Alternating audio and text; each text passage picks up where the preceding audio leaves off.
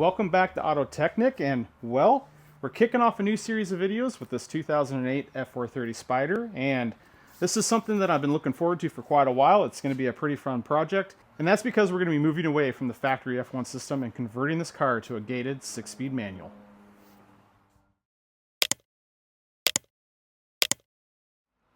So this car was in the shop not too long ago where I was working through the post-purchase inspection. This car happens to be new to the client, so he just purchased it and he ended up buying it from across the country. And so it was kind of a sight unseen type of situation. So he kind of went out, took that risk, purchased the car. Once it got out of here, he gave it to me. I worked through and did that inspection. So really we were aiming to make sure that the car was in good condition. It had no immediate needs or nothing that was of concern, and that it was in just really the condition and shape and get a baseline so we knew what we had, to be sure that it was worth investing in and honestly moving forward into this conversion, which we're here to do today. Now, if you guys haven't seen that video, definitely check it out. It is posted here on the channel. And honestly, this car turned out to be a fantastic car. It is in great condition. I did not find very much at all, just a few odds and ends. And honestly, we're gonna be able to take care of most of those while I'm doing the scope of work here.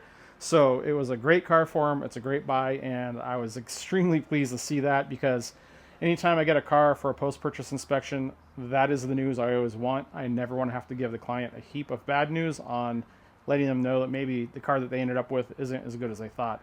That's always what I want to try to avoid. Obviously, I have no say in that, but it's always kind of relieving once I get the car and I look at it and I'm like, okay, whew, it's a good car. He made a good purchase. Everything's going to work out for him. So that's where we're at, and because we've already done that post-purchase inspection, and that was maybe a month or two ago when I actually did that, I don't really need to go through this car and do another inspection on it, so I know the condition of it, I know it's where it's at, and fortunately it's going to allow me to just dive right on into our scope of work. So before I just dive in and get the work on this car, let's take a second and discuss the conversion kit, because there's a lot of options on the market for conversion kits now, and there's also different configurations within those options. So when I was discussing this with the client, we both talked about it in pretty good detail, and we both felt that one kit suited our needs the best, and that's the Cambio Manuale kit, or formerly the Dr. S kit. For me personally, I really like the fact that all the parts are cast and have a very factory finish to them versus being CNC machined out of billet or fabricated. I really think that looks a lot nicer on the car when it's all said and done. And I also felt that that kit was just going to give us the best experience shifting wise and driving and just enjoyment of the car in the long run. I just really liked everything about the kit. There's pretty much nothing I didn't like about the kit. The only downside about the particular kit is there is quite a wait time to get them currently, so we did have to get it on order and wait quite a while for it. The process of working with them was great. Communication was great. The kit came here and it was absolutely, worth the wait so far. So with that, you can see that I have most all the parts laid out here, and you can see this is what I'm talking about. We have the cast pedal, and really it's like the shifter base here. Some of the other kits are made out of CNC billet or fabricated aluminum, and a factory part would be a cast part like this with all the provisions machined into it, and I really like that. Even though you do not see this when it's installed in the car, it just is more appealing to me, and I like these particular cars, even though we're modifying them, to still remain factory. Honestly, on anything other than like hot rods, like my red truck or this old hot rod back there, when I'm modifying any car, I like to modify them, but I like them to be modified in a way where they still look factory, or it could have been that way from the factory.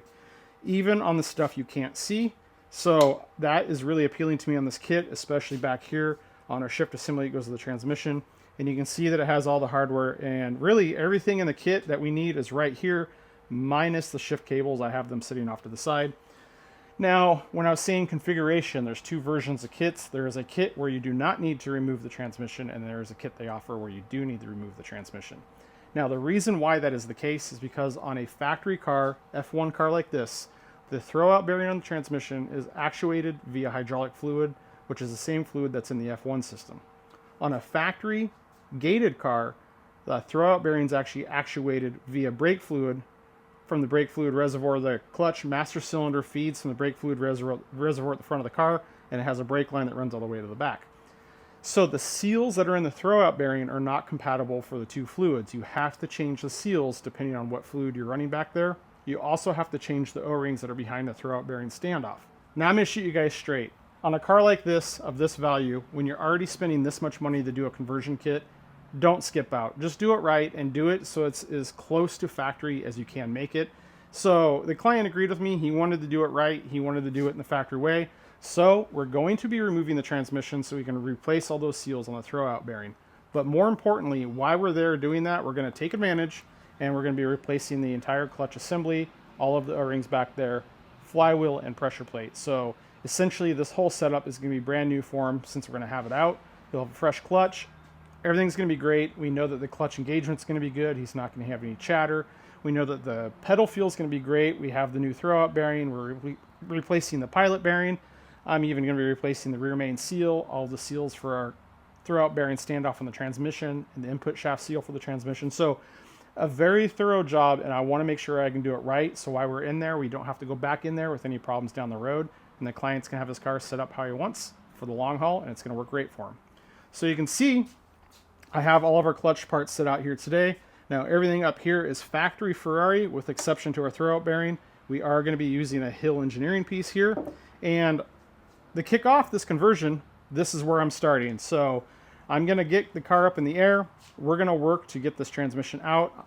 I'm going to walk you guys through the steps to get this clutch and flywheel and these components replaced and get the transmission reinstalled back into the car.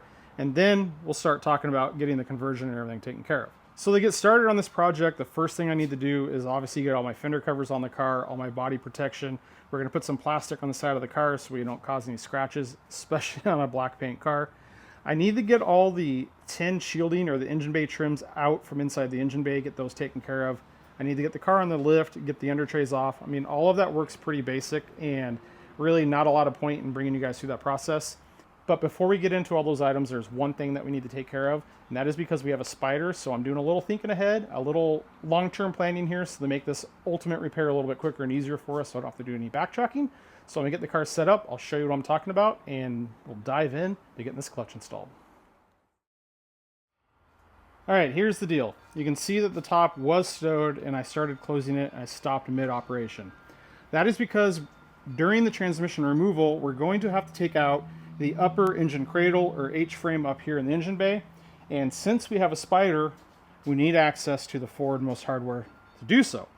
So we can take these plugs out with this top and this operation, and you can see our hardware right in there. We need to take all of that hardware out now. Now I say we're doing that now because I'm going to have this top stowed during all the repairs just so that way I don't have to deal with it or work around it, because we will be doing some interior work and it's going to be a lot easier with the top stowed versus with the top closed. So it's not only just a matter of ease of having the top stowed, it's really a matter of the protection we're putting on the car. Meaning I only really need to be in here once to get this hardware out and then once again to put it back in. Now I'm going to have my plastic wrapped on the car so that way we don't cause any scratches. I'm going to have all my fender covers on, and I don't want to put those on now, start working on the car when we're doing all of our work on the top side, then have to come back, take all that stuff off just so I can operate the top in this tonneau to get to that hardware now. So really I'm just thinking ahead and saving myself a little bit of work down the long run, knowing that I can just take this hardware out now, close everything up, get the top stowed in that position. It's getting mad at me for leaving it the key on right now. So getting this hardware out is really just a matter of workflow. It's just going to save me a little bit of work in the long run where I don't have to remove all of my body protection and reinstall it. It just makes it a little bit easier. It's really not a big deal if you forget it, but this is just the benefit of experience, knowing that I'm going to have to take those off and knowing that if I do it now, it's going to be a little bit easier for me. So with access to our convertible top tub, I'm going to work to get our hardware out for an H-brace. I'm going to get our engine bay trims out. I'm going to get our under trays and diffuser off. And I'll bring you guys back when we're underneath the car, ready to get underway, getting this transmission removed. All right, you can see that I have the fender covers on. Underneath the fender covers, I apply this plastic there. And I do so because the fender covers tend to kind of slide on the car when you're working on it, and it will start to rub into the paint and actually leave a little bit of marks, even though these are very soft. So this plastic just gives me an extra layer of protection, and it ensures that I don't mess up the customer's polish job on the car. You can see I have the engine bay trims off, so we have a lot more access and visibility. And this is the upper H-frame that I was talking about that we removed the forwardmost hardware in the convertible top tub. So now that I have everything on the car, you can probably start to see why I took those bolts out beforehand, so I don't have to undo all this to get to them once we get to that point. And I've also raised the car up under the air, and I went through and removed the rear diffuser, the under tray, the front under tray, and also the small little panel behind the aluminum cross brace. When we have the car in the air, you guys will see what I'm talking about. Now, I originally was planning on starting everything from underneath the car, so I was going to start by draining the oil and start taking the axles off and everything. And truth be told, it's probably been 5 or 6 years since I've removed a transmission from a 430. It's been a really long time, and while I was taking the under tray off, I looked around and I'm like, you know what? I still could do some of those things, but I would be limited on how much I could get removed from the bottom side, which I have to remove from the bottom side because of some of the stuff up on the top side. So I made the decision, we're going to start up here on the top. We're going to get everything disassembled as far as we can up here on the top side. Then when we raise the car up, we'll be able to have more access and room to get the rest of the stuff up on the bottom. A lot of this really comes from the flat rate days and all my years of doing this in the dealer. I really try to minimize how many times I have to take the car up and down, because all of you that were a flat rate tech, you know, that is wasted time. That's lost money. So whenever I do the repair, I try to do as much as possible underneath the car, lower the car down, do as much as possible on the top side. And really, it's just a habit that's carried with me through all these years. So with us now deciding to start up here on the top side, where we're going to get started is with the air filter lids, the air box, the coolant tank. We need to get all of this out of our way. Now, I mentioned to you earlier, we're taking this cross brace out. So when it comes to the upper air lid, I like to make it a lot easier on myself, and I just take the throttles off right here at the plenum.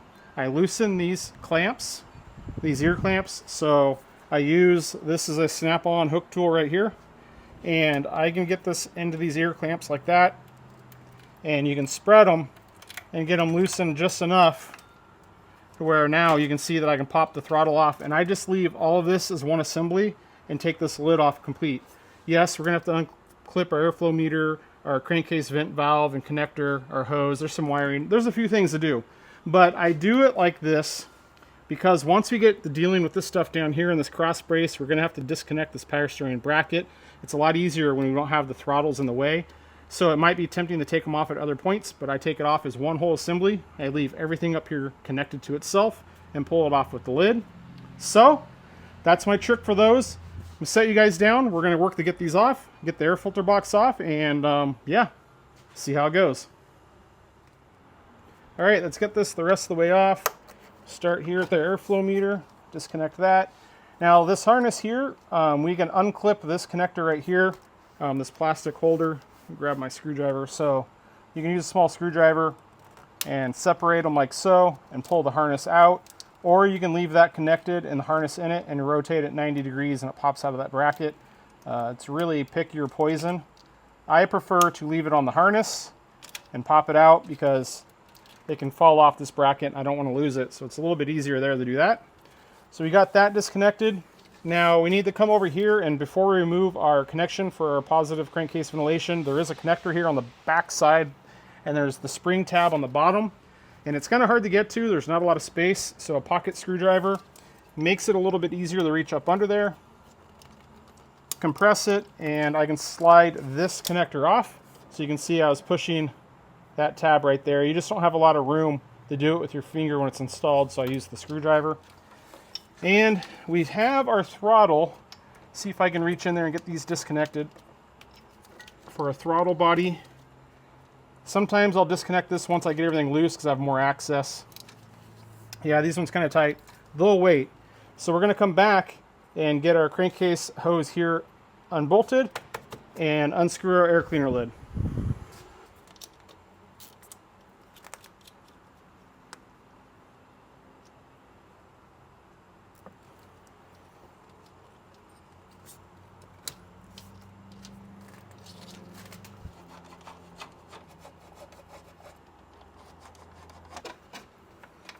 All right, now we can get our lid off, and the only thing holding us on is our connector for our throttle body. But now we have all the access we need to get that disconnected. There's just 2 tabs on either side you squeeze, and we pull the whole assembly off. We'll set it aside. We'll cover up our intake so nothing gets in there, and it's wash, rinse, repeat. Do the same thing on the other side. Okay, with the airbox lids off, you can see that we have a fair bit more space here to work with. And the next steps that we're going to focus on is getting our coolant expansion tank off of the bottom section of the air filter box. So it's held on right here with just 4 10 mil nuts on either side. And I will say, during all this work, we will be able to remove the transmission and reinstall it without having to open and or drain the cooling system. So we're going to leave everything hooked up. We have some small vent lines on the back side. We have our larger coolant hose here. So we're going to have to work around those, and it's going to, require a little bit of maneuvering around, but we don't need to drain the coolant. And once we take this off and move it around, no coolant will really leak out of it. So I'll get that hardware out. I'll get this off out of our way. Then we're free to get the lower section of the air filter housing out. It's held in again with some 10 mil nuts. There's one right there. We have ones up here in the front. You can see down there on either side. So just 4 of them. And we'll get those loose. You can either take these clamps and loosen them like I have, or you could try to sneak this housing out from the boot down here. It's really dealer's choice. But to get those done on either side, the whole thing will lift out from the top. We'll find a place to set this. We'll continue trucking on.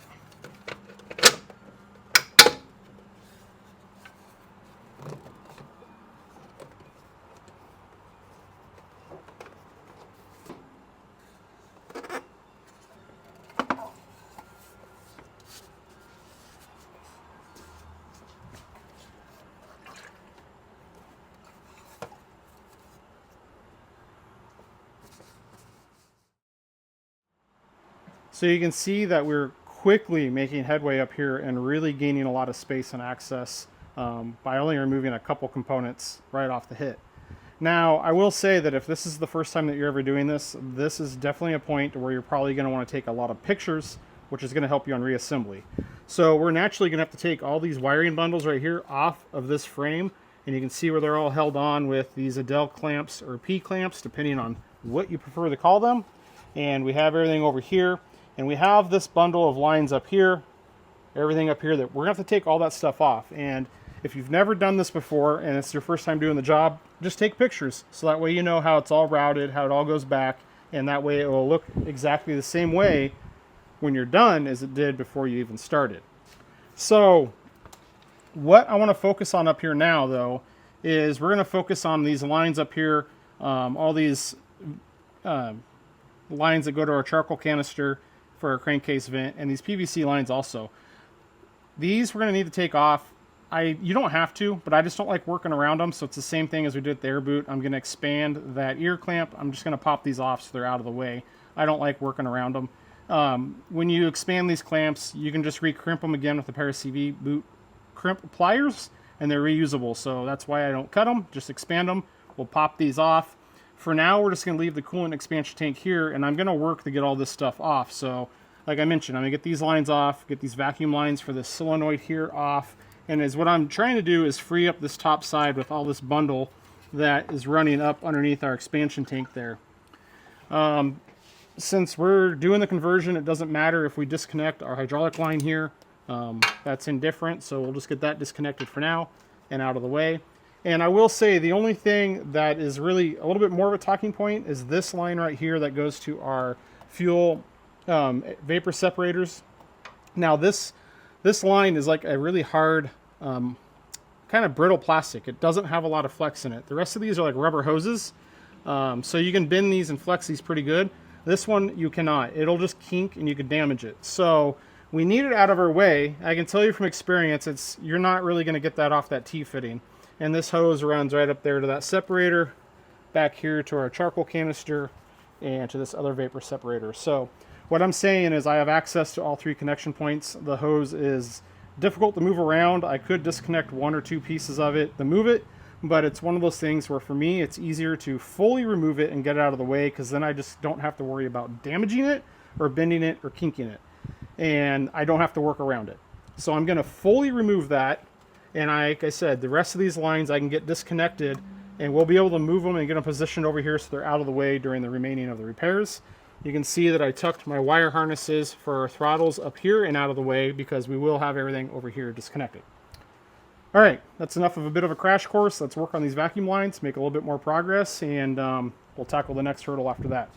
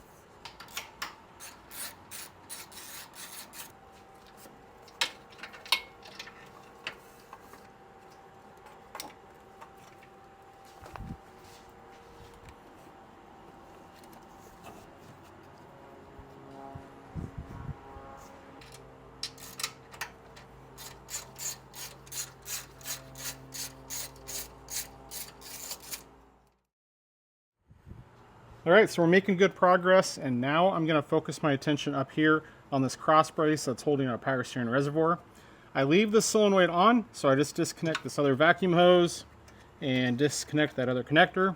There's two 10mm bolts right here that are holding the power steering reservoir to the cross brace, so we're going to remove those.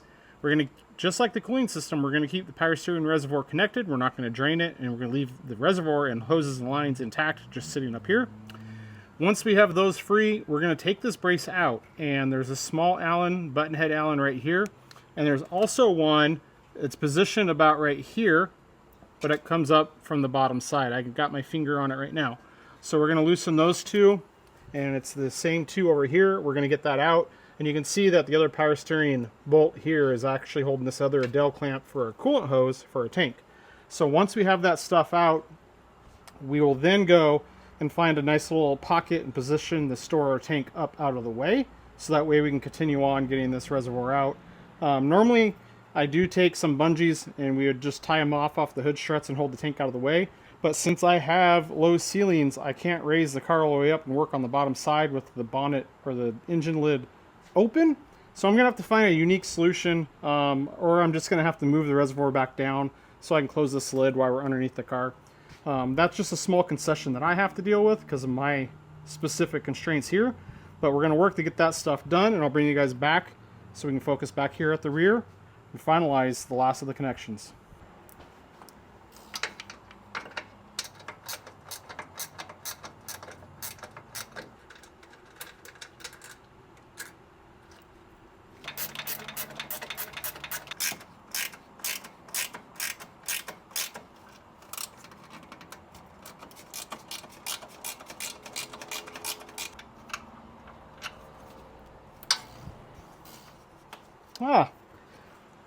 There's two bolts on the bottom side, so it looks like that memory lapsed a little.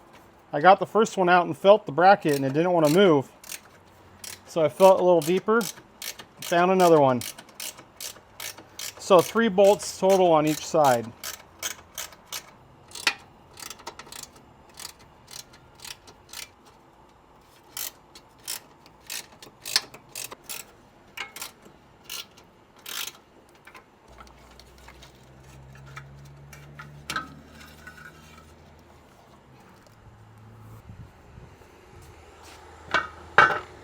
All right, we're gonna start working back here, and the first thing I'm gonna do is just get the muffler off real quick so we have it out of the way and a lot more working space. I've already went and put a little penetrating lube on our studs and nuts to make things as easy as possible. Sometimes they'll want to seize up on you.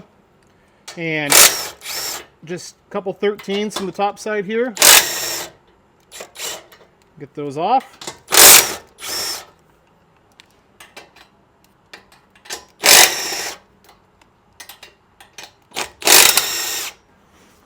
And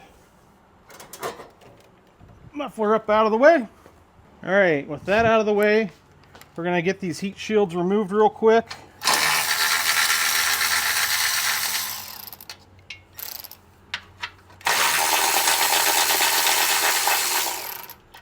Just one bolt on either side, and leave it down there for now. We don't really need to fuss them out or wrestle them out right now. I'm really just working to remove all the remaining hardware on this side of our upper brace. We get our wire harness hardware here.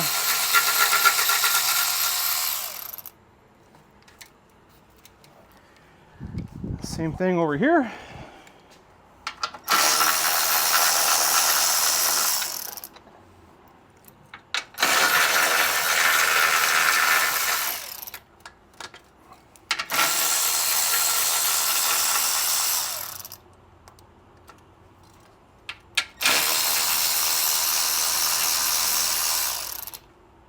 And we're going to take these two bolts out that hold these Adele clamps in, and also this heat shield for a transmission mount.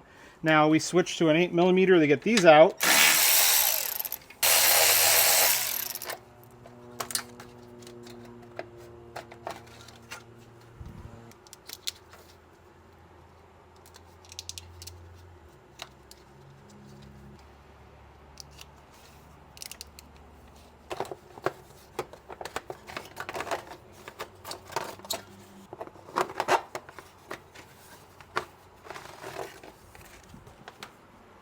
Now back here for our rear O2 sensors, you could chase this harness all the way up to the connector to get them off and leave them in the exhaust, but I actually just leave all of that as is, and I just unscrew the O2 sensors from the back of the cats and get them out of our way. And once we get those unscrewed and the harness separated from the rest of this harness, these are going to stay intact for now. We can get this frame out with these wires here. They're on the center. Really, we're going to work to start loosening the hardware here on the sides and our transmission mount right here.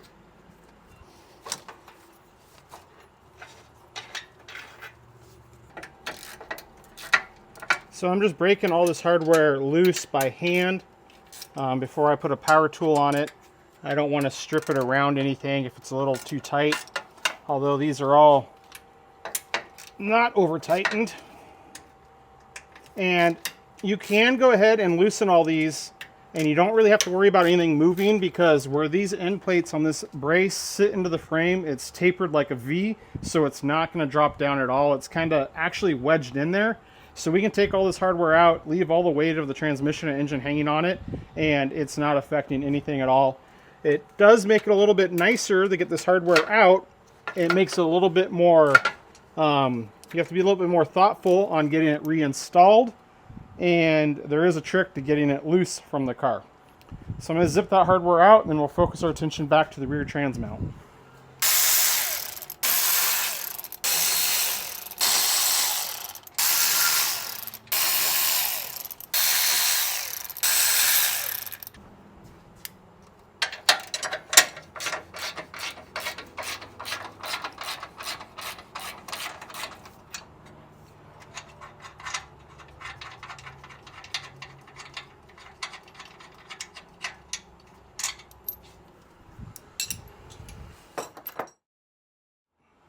All right, so we're cruising right along with this disassembly, and we're now to the point where we're ready to remove the upper reinforcement frame.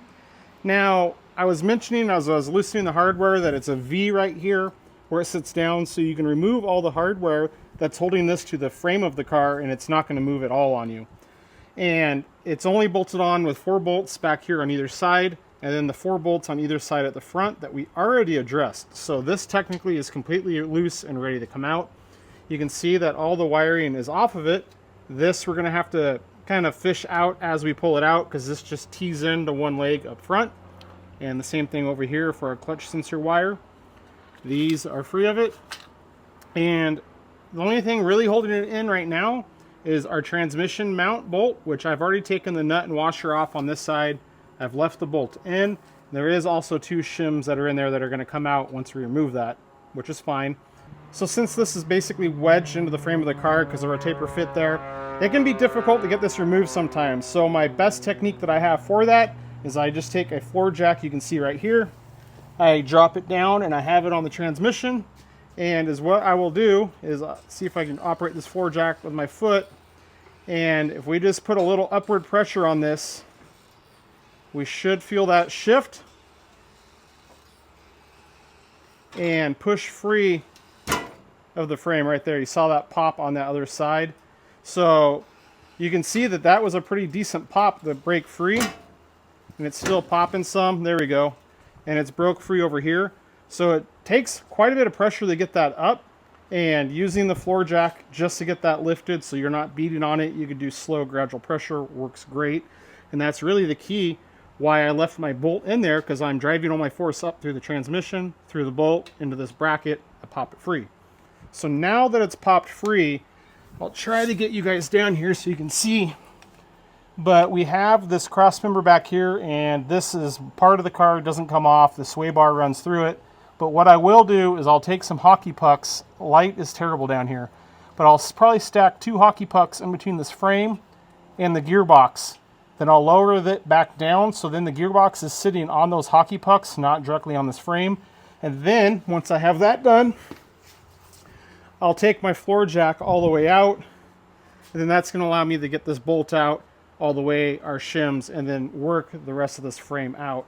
So I'm going to get that taken care of now, and then once we have the car up in the air, you'll be able to see the hockey pucks and how all that's arranged, since our lighting down there is just terrible at the moment.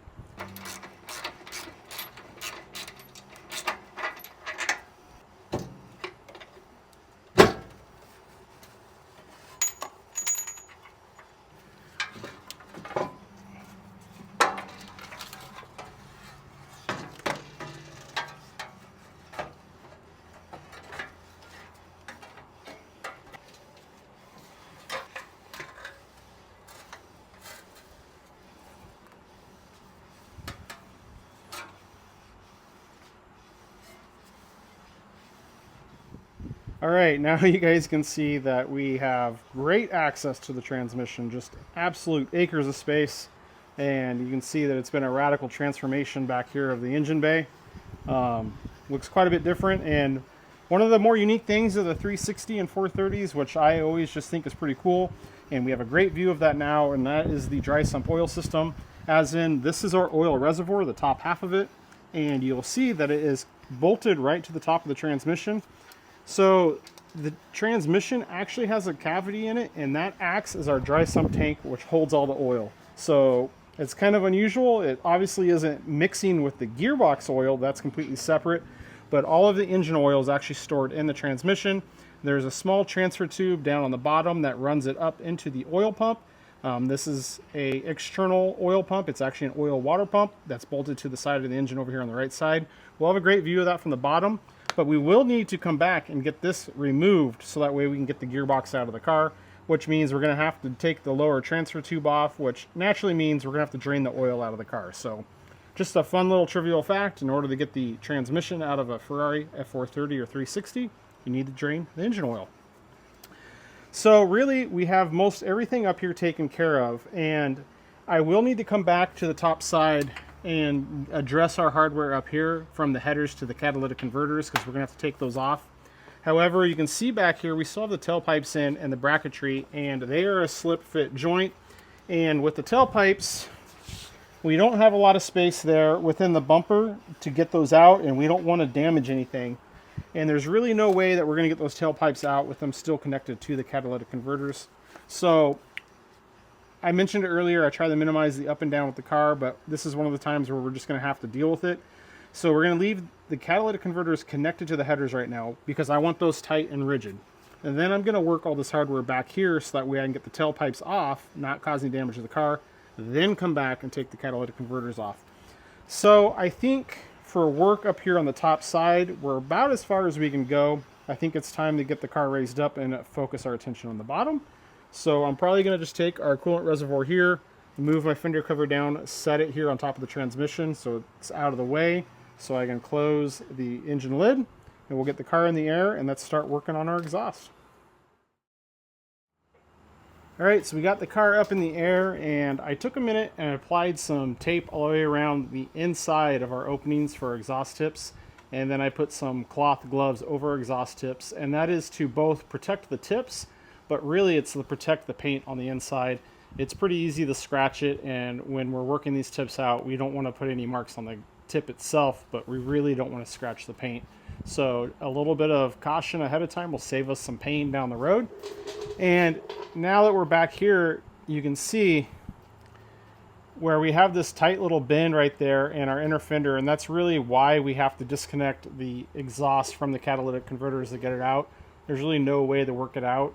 I've never tried to remove the inner fender and get it all out in one piece. Maybe it's possible, but I think the risk versus reward with the potential of scratching it just isn't worth it for me. So we're going to continue doing what I know works. But now that we're here, you can get a good view of what we got working with, and you can see our F1 actuator right there. That guy is going to disappear. All of our F lines going up to our pump and accumulator. Everything's up there in the upper right hand side, kind of above this top exhaust tip and heat shield. You can see we have this crash support, so we're going to come back and take that off a little bit later. And if we get up in there, you can see I have my pucks. We talked about those, and that's where that's sitting there, and that's all sitting on this cross member right here, which is part of the frame, which if you look, the sway bar actually runs through it, which is kind of unique. And we'll bring you over here, and we're at the front of the gearbox, and this is really the oil sump right here that I was talking about. So this is actually our oil drain for the engine oil, and this is the gearbox right here, and the engine oil comes in, and then there's this transfer tube right here to our oil water pump. So this is the oil pump right here. These are our different stages of the oil pump, and then it transfers up to the physical water pump right here, which is driven off the timing chain of the front of the engine. So this will all stay on. We will be removing this, and this fitting right here and this end piece is separate to this piece. So it's sealed up with two O-rings in there. There's an O-ring on the back side here, an O-ring on the front side up there. We're going to replace all those once we take it off. We're going to take the filter off, put a new one on. We're going to have to be disconnecting all of this heat shielding up here for our hydraulics and sensors. Again, same thing up there, heat shields, but we're going to need the cats out. We'll take our axles off, these heat shields off. Over here, our starter is essentially going to stay there, but we're going to unbolt everything up here on the transmission. We're going to disconnect our temperature sensor. We have our E-diff connections up here, more heat shield here, and really want to take a second and talk about these zip ties. So these are high heat zip ties. They are a specific part, and I personally like to replace them and keep them on there. Although they are a little bit harder to source, I was able to find them on Amazon. I was able to track down what they are, who makes them, and buy them.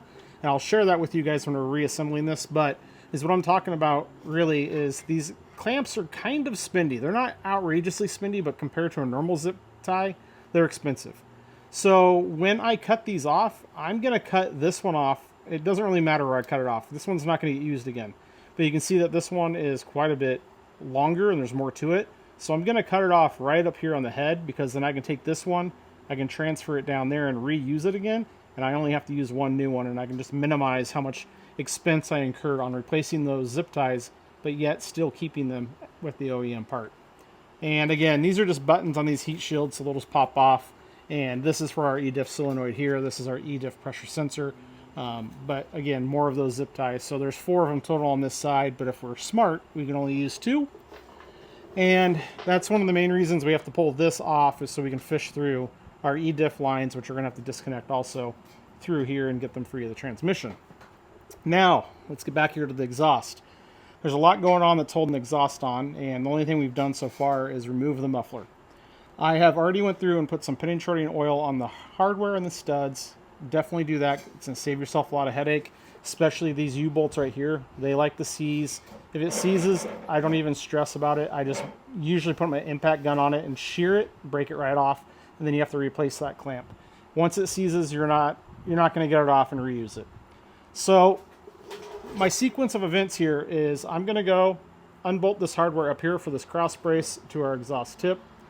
Then we're going to take this rear crash box off because it kind of blocks our hardware over here, so we'll just zip it off. It's 4 bolts, real easy. And then we will take these brackets off right here. There's the 3 bolts right here. There's studs going into the gearbox, and that's held on with this U bracket up there. Now, do inspect these quite carefully because they do have a tendency to crack. When I did the pre-purchase inspection or the post-purchase inspection on this car, we did find that this one is cracked. So I already have a new one here on hand because we're going to replace it.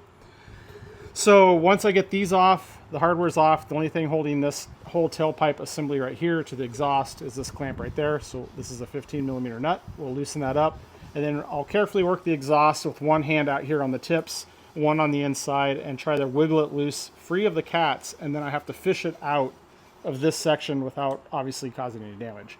So it's a little tedious to get this stuff taken care of. On the reassembly, it's definitely much more tedious because we have a lot of adjustment that we're gonna have to worry about.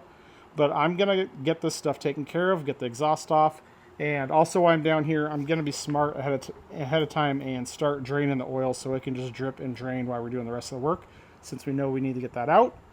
But yeah, I'm gonna have to set you guys down and let's tackle this exhaust.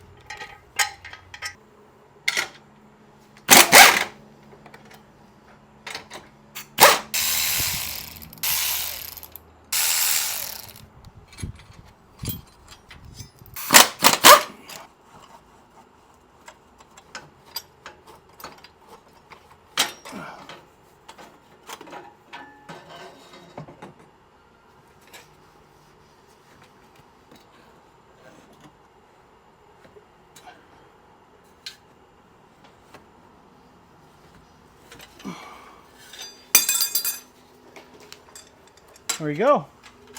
One down, and we'll get the other side taken care of.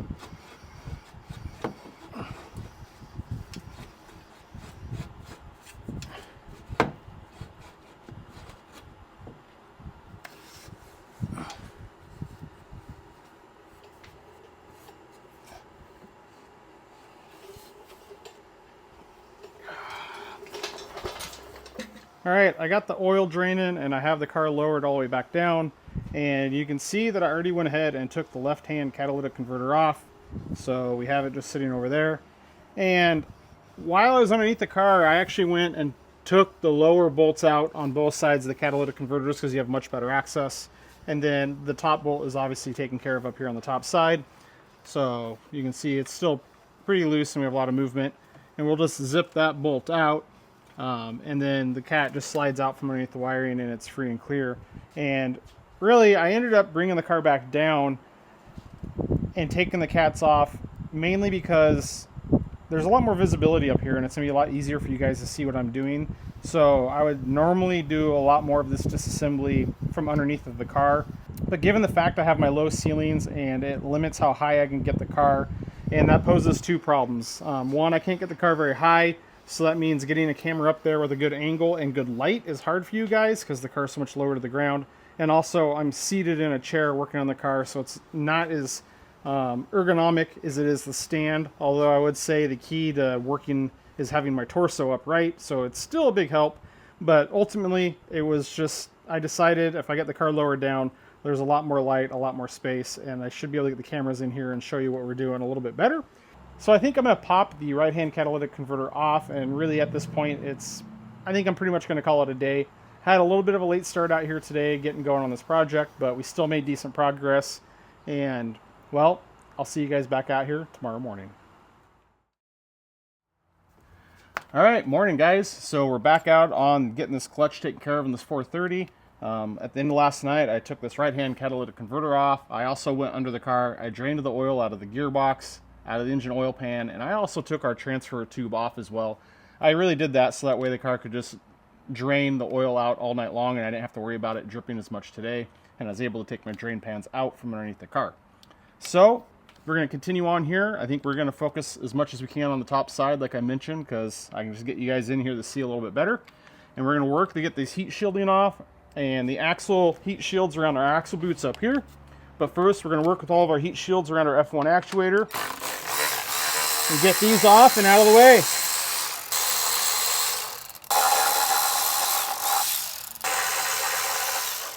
And since we're here,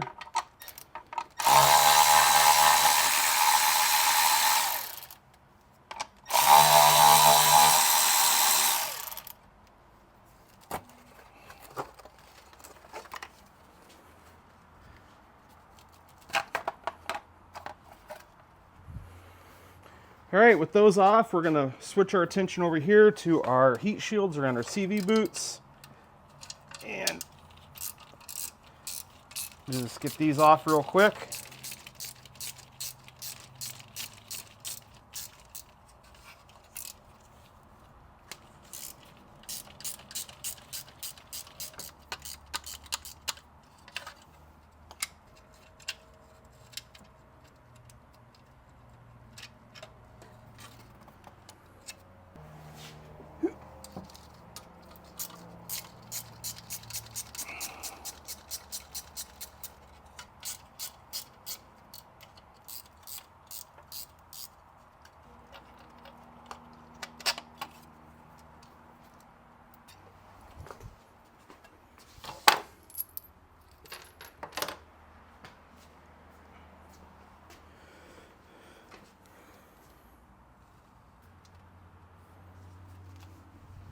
All right, with those off, let's start getting some of our wire harness out of the way.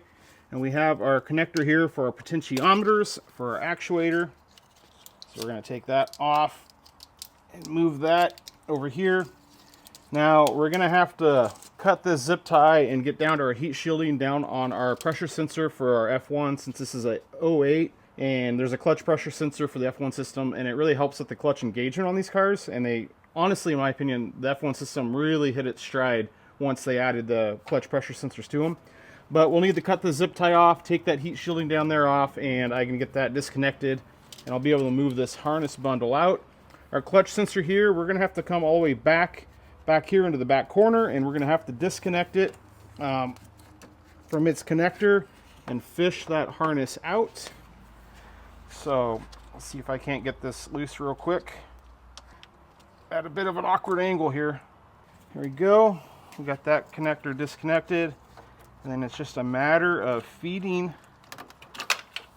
your wire harness through your connector. There we go. And this is going to stay with our gearbox. So we'll just set this up here.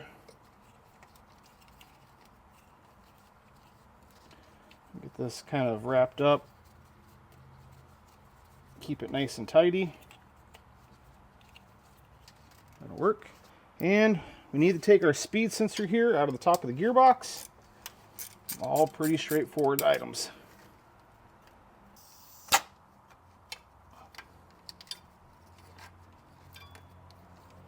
That through. Again, we'll just tuck this up over here. All right, so now we're going to work to get the top section of the oil tank removed. And we have these two crankcase breather lines here. There's one on either side that run down to our valve cover. So once again, we're just going to spread our ear clamps and slide that off. And on this side, that really frees us up, where you can see that we have our return line from the engine where the oil comes into the tank and feeds in.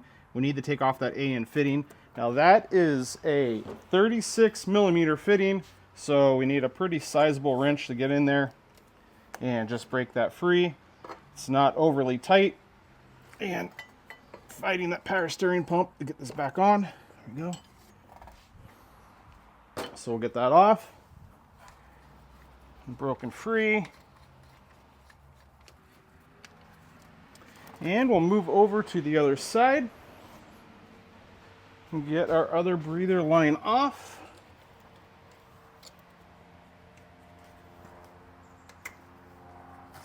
Move it out of the way. And with those out of the way, I should be able to get my coolant tank and my power steering reservoir a little bit further out of our way. Get those tucked up there. So now we just have the three 13mm nuts that are holding this onto the transmission. So we'll see if we can't sneak in here and zip them off. It would help if I grabbed a 13mm socket.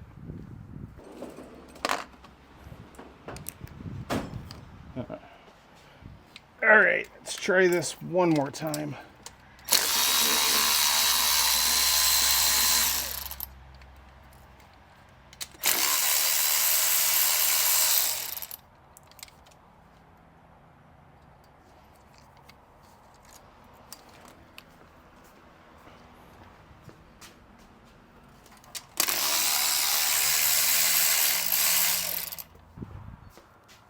And we want to be sure we don't forget our washers that are on there. We definitely don't want those falling off when we take it off and falling down into the sump. And we'll get those guys. And a little shake, a little wiggle, and we're free and clear.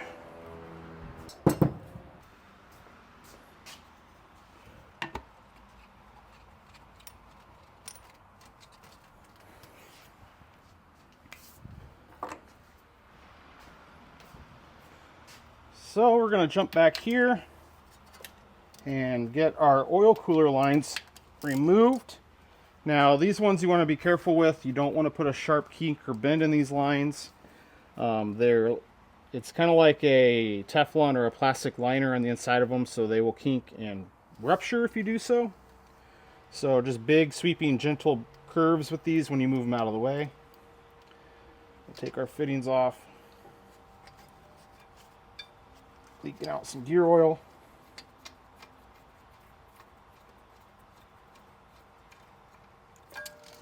Try to get the lines held high so we don't leak. And minimize our mess.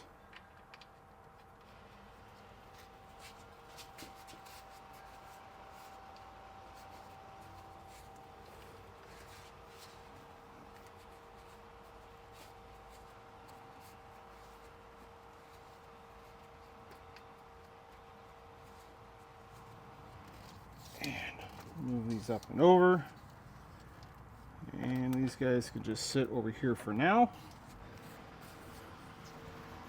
Probably see if I can't cap those.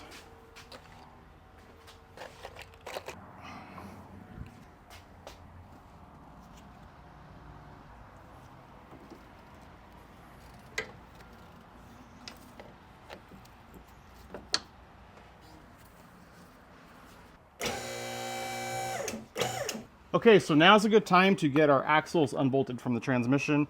These are a 12-point 13mm bolt, you can see down there, and they're fairly tight, plus the axle wants to move, and you're also kind of fighting the CV boot. So you can see with our suspension drooped down right now that the boot and axle is bending down, meaning we have a lot more access up here on the top side. So if I were to go on the bottom side to take this hardware out, I'm actually going to be fighting the angle of the boot and the axle. So it's really just a lot easier to do it up here from the top side. And I use my 3/8 air impact because it zips them off pretty quick and easy. And I have the car up off of the ground right now and it's in neutral. So you can see that I'm able to rotate my wheel so I can get all of the bolts here on one side. And we have just enough space to fit this in there. I'm using a wobble socket on this. It works pretty good. And we can just pop them off. Like so, and we'll just rotate it over. Get the next ones. Wash, rinse, repeat. on the other side.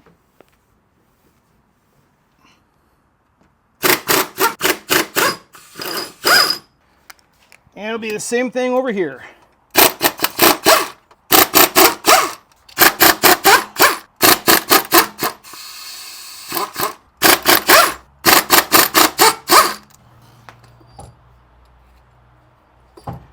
All right, and we'll just leave the axles sitting right here for now. We'll leave the hardware in them. We'll be able to work around them. And I think for now, we're done up here on the top side. I think I'm gonna have to get everything shifted back down, get the car raised back up so we can finish disconnecting everything from the bottom side. This will be our last trip of doing anything on the bottom, and then we'll lower it back down because we're actually gonna be taking the transmission out with the car lower down on the ground like this. I'll show you guys. It's a bit unconventional in how we get them out, but we're gonna get that taken care of here in just a second. All right, so we're gonna get our F1 actuator out of here. We're gonna start with this bracket right here for the lines. And get that nut off.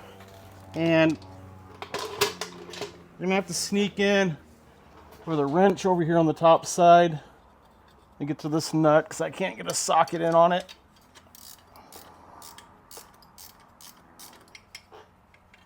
Lift it off.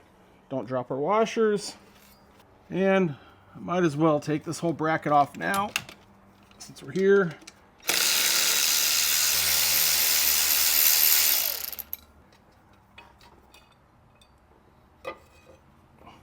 Now we're going to work these 13s back here that hold these reinforcement brackets in for the actuator and get those removed. And there's a 13 that goes to the gearbox and then one that goes into the actuator. It's the same thing down here on the bottom side, except the bottom side, our actuator bolt there is kind of in the way, but we got it. And Ferrari and their washers. So we can just unbolt these from the gearbox and leave these bolted to the actuator normally if we're just taking the actuator off. But since we're going to be removing it completely on this job, I'm just taking the bracket all the way off because I'll probably be reusing this upper one to hold the heat shield back in.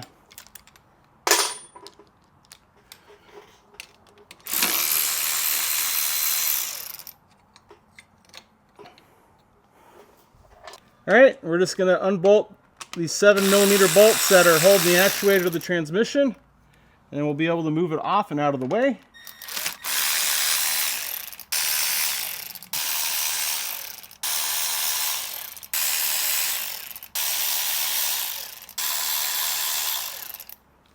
And we'll come back with our magnet and get all of our washers.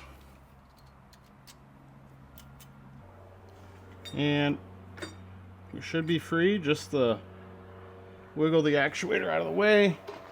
We're gonna have to get our connector here taken care of and free that up, so I just rotated that 90 degrees to unlock it from the bracket.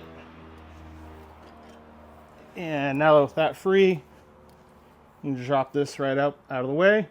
And you can see all of our shift fingers right there in the transmission. Nice little quick view, but I do have a cover plate for this. So I am going to seize that opportunity and get this covered up so we can keep it nice and clean. So with the actuator off, we just have a few more things to disconnect on the other side. So I'm going to drop you guys in and show you what we're working with. Okay, so here we are on the driver's side from the bottom, and I'm showing you guys what's left. Now you'll notice that I already took all my heat shielding off of my connectors for my E-diff pressure sensor here and my E-diff solenoid. I've disconnected everything. We have the heat shield that are around the connectors. And that's where I was talking about these high temp blue zip ties that are kind of expensive. I cut the longer ones off that are around the end of the connector down here where they have a larger diameter. So that way I can just pull this small piece out of the end of it and I can feed this back through. And I'll be able to reuse this zip tie up here down on the smaller end and just use one newer one up here rather than two. So it just kind of helps minimize the expense. Now on these heat shields that sit up there, so this one was sitting up over those lines and the solenoid for the E-diff, they're held on. You can see they have these snaps right there. And these heat shields over time and age, and especially if they've been on and off a bunch, they can start to kind of deteriorate and these snaps will kind of want to tear out of this tin. So my solution to getting those out is I use this trim tool right here. This is a snap-on like door panel clip tool, and I'll see if I can do this holding a camera and the tool. So I will actually have this tool when this is snapped together, and you can actually get it in there and get it in between the two snaps, the two metal pieces, and just give it a little twist, and it pops it apart, and it keeps all of the pressure and load on the metal snaps, and you don't have to pull on this heat shielding material on the outside, so that way you don't end up tearing it or damaging it, and it comes off very cleanly and nicely. So that's my little trick to getting all those heat shields off. And you can see I already did this other one over here as well. That's up here for our clutch pressure sensor. Over here, really what's remaining is, well, now that we have everything disconnected with this wire harness, we're going to leave all this connected because you can see that they're attached to this metal bracket, but that's actually bolted on to where my bell housing bolt goes. So I can work around it and just leave that all attached right there. It's the same thing up there on the other one that goes into one of the upper bolts. So we're just going to leave that, work around it, and unbolt the bell housing, and that's going to let us move all this harness completely out of the way. There's two bolts right here that we're going to get. It's that upper one where this bracket is on, this lower one right here, and then I'm going to unbolt these three bolts here for the starter. The starter stays in place. That's all we're going to do on this side. Over here, I'm going to unbolt both lines that feed to the E-diff. I'm going to take this bracket off. That's going to let me get the lines all the way out, and I'll just move the lines out of the way over here. And really, I'll come back. We've already talked about it. I'm going to take that pressure sensor out, and I'm going to unbolt all this hardware. You can see right here, here, and here. And there's still some retaining bolts on the top holding the gearbox on. But I'm going to get those last steps taken care of now, and that's going to finish up the work that we have to do down here underneath the car. So I'm just going to focus on getting that stuff taken care of real quick. It's pretty straightforward. There's really not a lot there that's intriguing or interesting or tips-wise to show you on getting it done. And then I'll bring you guys back once the car is lowered back down onto the ground. Okay, real quick before I lowered it down, I figure I'd come in and show you what we're looking at once everything's disconnected. So you can see that the E-diff lines are off. I got them tucked back over there, capped them off so they're managing my leaks. I got our crash brace off up here. You can see all of my hardware's out, and you can just see once that harness or the bolts for the bell housing are out, they're able to just get the harness just tucked right over here, right out of the way. And I really get the bell housing bolts really about up to here, all the way down. The remaining ones we'll get from the top side. And that's all taken care of. Everything's free and clear. For now, the actuator's here. I'll probably move this once I get the car lowered down because it will be in my way where it's at the moment. But it's the same thing over here. You can see I took the clutch pressure sensor off, which we're going to have to do anyways for this conversion. But even if I was not doing that, I would pull it off just so I don't risk breaking it and like clipping the block on the way out. And the other thing I did talk about, but I didn't show you guys, is our transfer tube right here to our oil water pump. And here's our transmission. So I've taken that off. And I will mention that on reassembly, Ferrari calls out that you need to replace that tube. It's a two-piece tube. It's a metal cup here, and then the long flange and sleeve here. There's two O-rings inside the flange and an O-ring on either side, so 4 O-rings there. That part is like $600 or $700, and I cannot, there's no way that I can justify that or see why it actually needs to be replaced. So on this one, I'm not going to charge a customer that money to replace that part. I think it's a little needless, but I did order all the new O-rings to replace it. I do think that's very important. So we're going to replace all the O-rings on reassembly and reuse the existing flange. All of our engine oil obviously is out. I got my drain plug back in.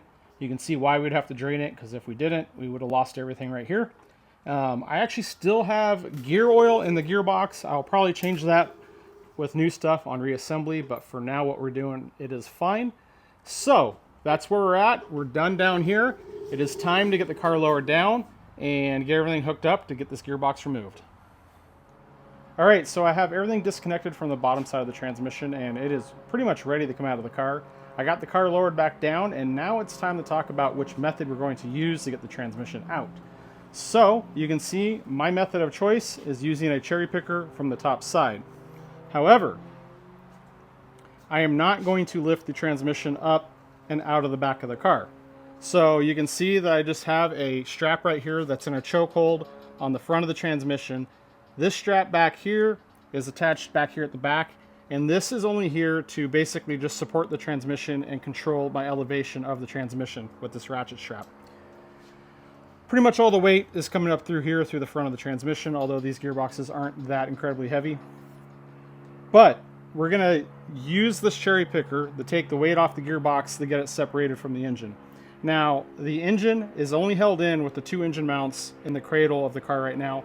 And I will say that with the transmission out of the car, the engine does not need anything to stabilize it. It'll sit there and it sits in a neutral position and it balances quite nicely. And we don't really have to worry about that whatsoever. We're going to take our cherry picker. We're going to get some pressure on it. I've already gone and removed the last of the bell housing bolts. And we're going to slide the transmission off of the engine. Now we're going to slide it off. And the real problem on the 430s and 360s is right here is the rear structure. It's part of the car. It's all welded together. You can't take it off, so I cannot slide this all the way back and out. Now, I don't like lifting the transmission out through the top because you can see that we have interference issues with the rear engine lid. In addition, I haven't really discussed it, but if you're doing just repairs on this car and you're doing a clutch, you can get the engine removed and you can still keep your e-diff lines connected. You can even keep your actuator connected, and you can take the transmission out. And this is what we're going to do. We're going to turn it sideways and we're going to drop it down on the floor in this big opening behind that rear cross member where our sway bar goes. So I say this as in if you're just doing a basic repair and you don't want to open up your systems, because I'm going to have to go back through and bleed my e-diff and my throwout bearing because I disconnected those lines. And you theoretically, or I would say, anytime you have an actuator off of a transmission, you should run through a self-learn afterwards. But since I'm doing a conversion, so that stuff doesn't matter. But let's pretend that I'm not doing a conversion and I'm only doing a clutch replacement. You can leave those items connected. You can take the transmission out, turn it 90 degrees, set it down, do your throwout bearing work with the transmission right there, and you don't have to go back through and re-bleed your e-diff. You don't have to worry about the actuator centering, and really the only thing you need to take care of is your throwout bearing if you're replacing that, which you should be. But I will say that when I'm going through this, doing this work, whether I'm putting a clutch in or really doing any transmission work, I take the actuator off for a few reasons. One of them is, the main reason is that be sure that these screws are tight, because these screws have a tendency to back out and that causes a lot of shifting issues. So I come back through, make sure these screws are tight. Then there's actually a Ferrari bulletin that cover these up and seal these off with the 3-bond 1211 so they don't back out. These are internal bleed passages for the actuator. So that's one reason why, because anytime I'm back here, I'm going to be sure that I make sure that's taken care of, make sure they're tight and everything's in good working order. It also just gives me the ability to reseal the actuator to the transmission.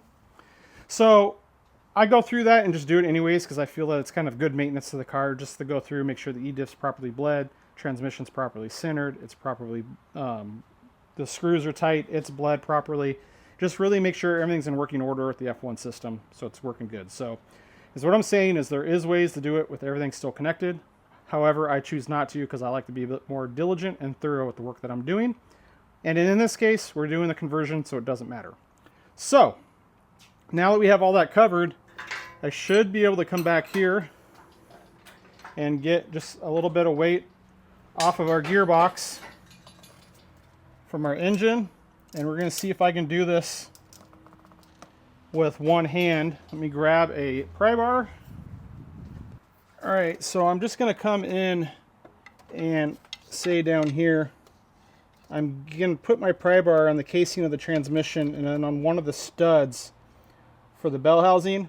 And you can see that that's going to let me get that separated just a little bit. So now we're ready just to continue wiggling it off and getting it out. But I'm going to need both hands, so I'm going to set you guys down and we're going to get this gearbox out of the car.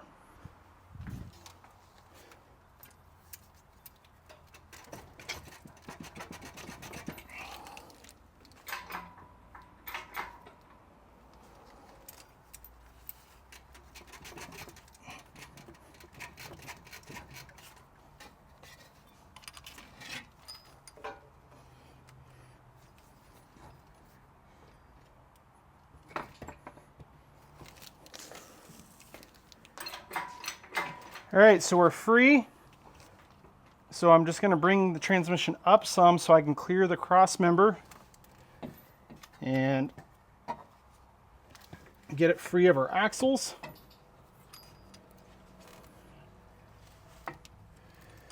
Get it right there. And very carefully work this down. So I'm watching the bolts over here so they don't catch the flange of this rear cross member. And once it clears that, we're pretty much smooth sailing.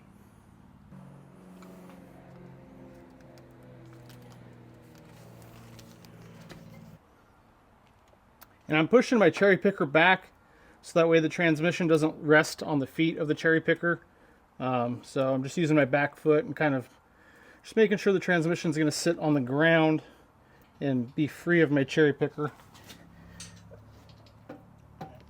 Right there. So we can take all the pressure all the way off. Unhook our rigging. And get ourselves situated. All right, no bodywork removal required. Gearbox is fully out of the car. We have all kinds of space for activities back there. And I have the gearbox just sitting back here for now. Honestly, a creeper, they work great for these gearboxes. You just easily can set the gearbox on here by yourself. I just do one end at a time, have it sitting in there. Just use a little block to keep it level. And now I can just wheel it around the shop wherever I need. And we'll get to that in a second. I think we're going to take care of the throwout bearing and everything in the gearbox separately. But first, I think we're going to come in here and address our clutch flywheel. We're going to put in a new pilot bearing and a rear main seal. So rather than sit down here and work, I think I'll raise the car up and get a good comfortable working height. You know, get that clutch right up in my face. So once again, I'll have to find a spot for a coolant expansion tank so I can get the engine lid closed. We'll get the car raised up and we'll start working on our clutch. All right, so I got the car raised up and you can see that right here we have the clutch right in our face. So we have a great vantage point. And you can see our engine mounts on the block are pretty much right in the middle of the block essentially. So I mentioned this earlier, but it's very well balanced, honestly. It sits there quite nicely without anything in there. So it's nice that we don't have to really worry about that and we can just come back here and work and focus. So I really don't want to bore you guys too much with the removal of everything back here. I think that's all pretty straightforward since we're not going to be reusing any of it. One thing to note, or that's worth talking about, is let me duck you guys under this brace here, is if you're going to be removing your clutch and flywheel and reusing them, you have weight marks on them. So basically this is the biggest area or biggest point of imbalance here on the pressure plate and clutch assembly, and that needs to be 180 out from that mark over there on the flywheel. So that's one thing to take note of. On all these factory parts they will have those marks, and it's something that we will have to take in consideration when we're installing our new parts. So this is just held on with 9 bolts here. We're going to take the clutch off. It is a twin plate clutch, so there's 2 discs in there, but they're all contained within this pressure plate as one unit. I'm going to work to get that removed. I'm going to work to get the flywheel off, get the pilot bearing out. I'll get the rear main seal replaced, and also I'll get all this stuff cleaned up. I'm just going to go and knock that stuff out now, and then I'll bring you guys back and we'll walk through the steps to getting the new flywheel, pressure plate, and all the new components back into the car.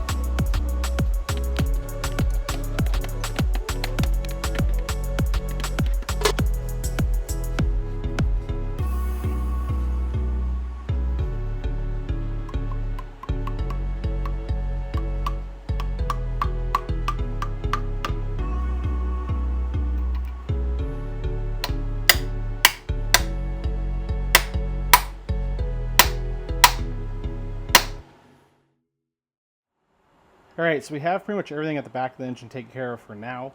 So we drop you guys in here. You can see that I have replaced the rear main seal, and I also put in a new pilot bearing. Also just took a second to clean all the clutch dust and everything out of this area to get it nice and clean, ready for reassembly. Now the next step we need to take care of is installing our flywheel, but for that, let's jump over to the bench, and there's a couple things to talk about on the flywheels here. So you can see that I have a new factory flywheel here. This is our old flywheel that was removed, and it is a single piece flywheel. It's not a dual mass. It does have our crank trigger on the back side, and really it's not so much about wear on these flywheels when replacing the clutch. The tricky thing about these flywheels is the clutch surface on it is not machined flat across. The best way to describe it is this outer edge right here. Its height in relation to the inside edge is higher, so meaning it slopes down towards the center. Now Ferrari does that intentional taper because it essentially acts as a progressive spring for when the clutch disc applies to the pressure plate and slowly starts to get its bite rather than all at once. The reason why I'm talking about this is because it's tempting to take your existing flywheel, maybe take it to your local machine shop, have them remachine the surface, save the expense of a flywheel, and install your new clutch. I have done that, and I really try to steer people away from it, because what ends up happening is it really wreaks havoc with your clutch engagement, specifically your PIS adjustments.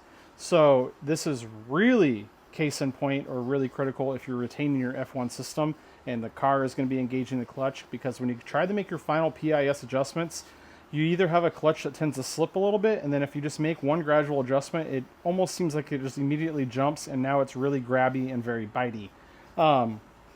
It's really hard to work around with the setup. Now, I say I've done it before because there has been situations where the customer, that was really their only option, and they wanted to go forward and do it that way, and I made sure that they knew what the results were going to be and the kind of the consequences or downside where the clutch engagement wasn't going to be the same as it was. It ends up being very noticeable if you go through and actually remachine the flywheel and try to reuse it. Now, if you have a machine shop that can machine that taper back into it, I don't really think there'd be a lot of downside on that when you're doing a manual conversion. I think that could potentially pose some issues if you're maintaining your F1 system, because that would effectively change your height of your clutch assembly, which that all comes back to affecting your height of your release bearing and your clutch position sensor. And a lot of that stuff is very critical during the clutch setup. So basically my motto is, if it's a manual car, a stick shift car, you have a few more options on what to do with your flywheel, depending on your budget and what is best for the client. But if your car is an F1 car, for me, it's just mandatory. If it's getting a clutch, it's getting a flywheel. So we have our new flywheel here, and there is a couple things we can do for ourselves to save us a little time here on the bench. And that is with our new washer, which you need to install one of these new with your new flywheel. And obviously you can see we have all new hardware up here. And that is indexing this washer. So there is one bolt in this bolt pattern that is on a different radius than the others. And this is what indexes the flywheel in the correct position on the back of the engine. Because again, this has our crank signal ring on it right here. So you can see it has that opening. So that tells the ECUs the engine position. So this flywheel has to go on one way, and it doesn't use a dowel pin. They use the offsetting hole. So there's only one possible combination that you can install this flywheel onto the engine with. You can see that I've put a small dot on this washer here, and my dot corresponds right here, because I've already spent the time to move this in all the different positions to make sure that I can get it and line it up quite nicely. Now, once you've established that, if you look at this washer and you look at the amount of space there is at the top of this bolt hole to the outer ring, you can see that that one right there has a lot more, and all the remaining ones are about the same. They're a lot thinner. So this one right here, that's a lot thicker, that's our offset hole. This washer is the easiest way to find that hole visually, because you can just look at that gap right there. So since I already know where that all lines up, all my holes line up, you can see that I've marked my larger gap, so I know that this one is the one hole that's off on the flywheel, and I can use that back over here on our crankshaft, and you can see pretty clearly right there that that's the one with the larger gap in relation to the others. So that's going to save me some time on trying to position the flywheel on here and figure out which hole is which, and that really matters, or it makes it nicer, because we're going to Loctite these bolts in, and you have Loctite on the bolts, and if we can just get this on quicker and easier and not have to deal with that, that's just a whole lot better for us.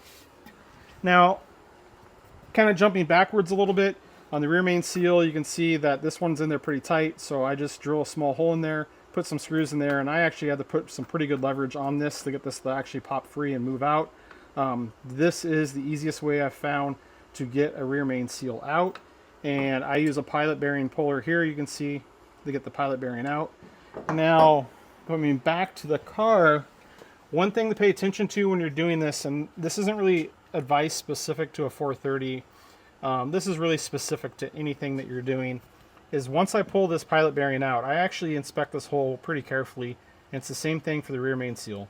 And what I'm looking for is I'm looking for on the outside diameter of the hole if there is a machined in shelf or step and a stopping point for this pilot bearing. Usually there is for a pilot bearing, so that means I can install it and drive it all the way in until it seats on it. It's more important on the seals because sometimes there's not. So before I pull the seal out, I'm taking pretty good note of how deep this seal sits in this groove. Then I'm going to pull the seal out, and once it's out and I get everything cleaned up, I'm going to look in there and see if that seal is sitting at that certain depth or if it seats all the way back on a machine shelf. Now, fortunately for me on this car, this seal sits all the way back on a machine shelf. Same thing for the pilot bearing. So when I'm reinstalling them, that means I can gently drive them in until I hear the tone change on my socket when I was driving this in. And I could also hear the tone slightly change on this seal once it hits that lip and bottoms. And on this seal, unfortunately, I couldn't find anything here today that fit around the diameter and let me press it in at once. So I had to take a brass punch and carefully work it around the seal. One thing to note, you can see I have the white 3-bond 1211 on the outside of the seal. I do so because it helps it seal up, but it also helps it slide in. It makes it a lot easier. But I also use Siliglide, and I put that on the inside diameter of the seal so it slides over the crank as well. But when I first set the seal on, you could see me work it in with my pocket screwdriver, and I'm working the inner lip over the crankshaft. And once you get that lip all the way around the crankshaft on the inside, you can feel the seal kind of seat back, and then your only resistance is the bell housing and the crankshaft, or the hole machined in the block here for the outside of the seal to go into. And from there, then I can take my punch and just gradually and carefully, gently tap it in. We don't want to deform it or damage it, and work it all the way into the seat. So nothing overly complicated. It takes a little bit of care and caution, and you can get those components in. So I think we've covered everything there. We got our new flywheel, we got our bolts marked, got our hardware here. So I think I'm going to grab some Loctite, grab my torque wrench, and we're going to get this flywheel installed. And again, then we'll move into the clutch, getting that installed. Again, new pressure plate hardware. And oh, one more thing that I almost forgot to mention. We talked about it when we were disassembling it, which is our out of balance mark on our clutch. So we can see that we have our mark right there. It's loud and clear, easy to see, can't miss it. Pretty much the only thing on there. On the flywheel, you can see I have that mark there, but that's my mark. So the only mark that we had on the flywheel was back here on the back side. It was pretty much, had to search for it to find it. So I did that ahead of time because that would have been a little bit more difficult once it's on the car. And you can see I just extended my mark up here. So once I have this in the car, I'll know where that's at, and I'll be able to get my clutch installed in, 180 out, like so. So again, just one more thing, a little bit of forward thinking and foresight will save us a little headache in the long run. So I'm gonna grab my stuff and let's get this flywheel installed. All right, so we're gonna identify our one bolt that's on the smaller circumference. We got our mark up here of the one we did on the bench. Slide that on. And our washer here. And we'll just get one bolt in to get started. Make sure we're good. All right. Now, workshop manual does not call out for the Loctite. That is my own doing. It's kind of my own peace of mind here. Just a little bit of blue Loctite 242. I'd rather be a little bit safer on this side, err on the side of caution, than not.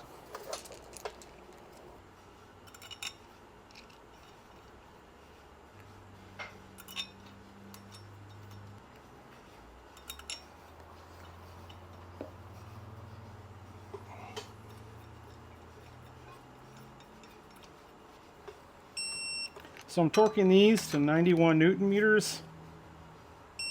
Just using a screwdriver over here to hold the engine in position. And try to jump around in a star pattern the best we can.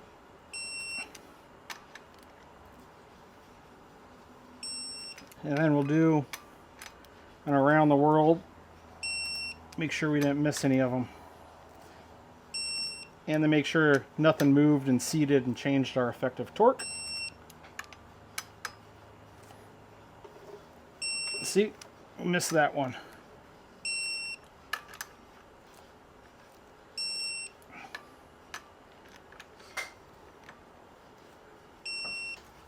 All right, flywheel's on and torqued.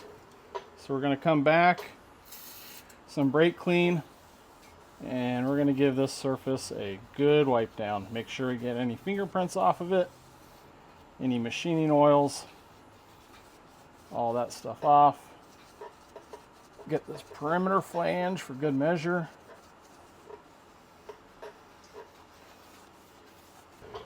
Before we get ahead of ourselves here,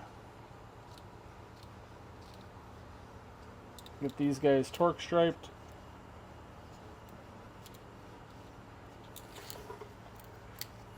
All right. So we got our paint mark up here. Luckily we were smart and made that mark because we would have never seen the one that was in there in the position that it ended up in. So that means our pressure plate, the mark needs to be down here at the bottom.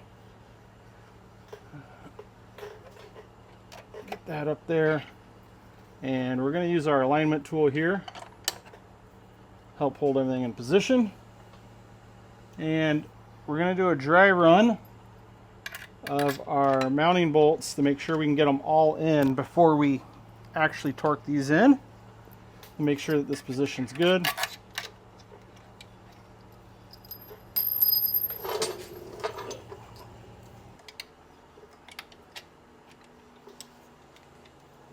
So that's good. So we'll take them all out. And same thing. Just a dab of blue Loctite.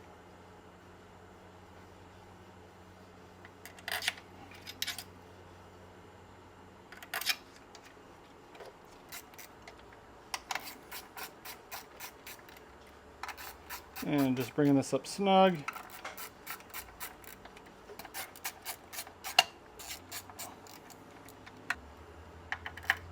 And just going to give this a little tap because this is a universal pilot bearings clutch alignment tool, and it fits tightly in my pilot bearing, which is what we want, but this is a tapered fit into the clutch, and although we have twin discs, it's on one spline shaft, so I'm able just to tap this in to make sure that's driven nice and firm in there, and that's going to help center everything up.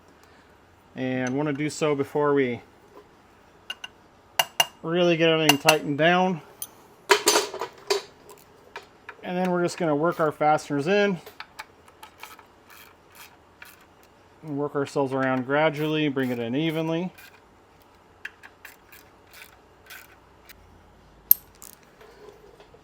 And we're going to torque these guys to 18 Newton meters.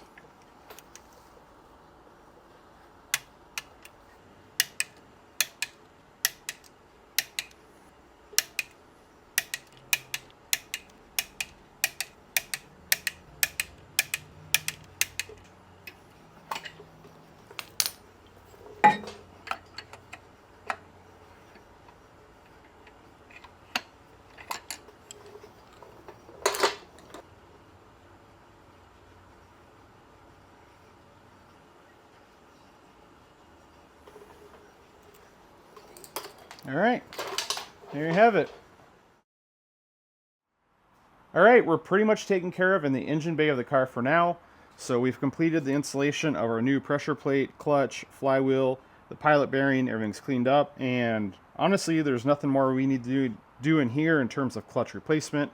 Obviously for the F1 conversion, a lot more to do, but I'm trying to keep this pretty separated right now where we're just focusing on the clutch replacement. However, As part of the clutch replacement, we're going to be doing a throwout bearing, and if you take a glance at our throwout bearing here, it has actually been leaking quite a bit. You can see all the gunk and slime around it, so it was definitely on its way out, and it is a good thing that we are here now replacing it, so that way the client doesn't have to worry about any problems down on the long run. Now, I will say that anytime I'm in here doing a clutch on these cars, I do put in a new throwout bearing. I only replace the throwout bearing standoff if it has damage.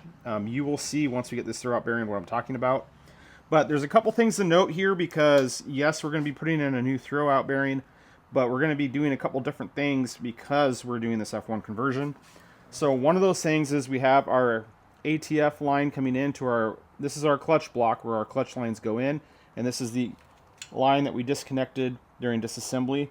It's going to go away, and right now it's only held on with this one Adele clamp and that one 10 mil nut. So I'm going to take this off right now so it's out of our way and we don't have to fuss with it.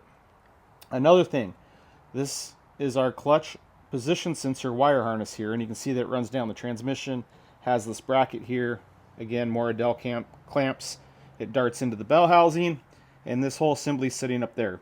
Now we have to remove this assembly to get the release bearing out, but once again, for the manual conversion, we won't need this in the car, so I'm going to remove that. This bracket can come off also. I just don't want it there. It's in the way.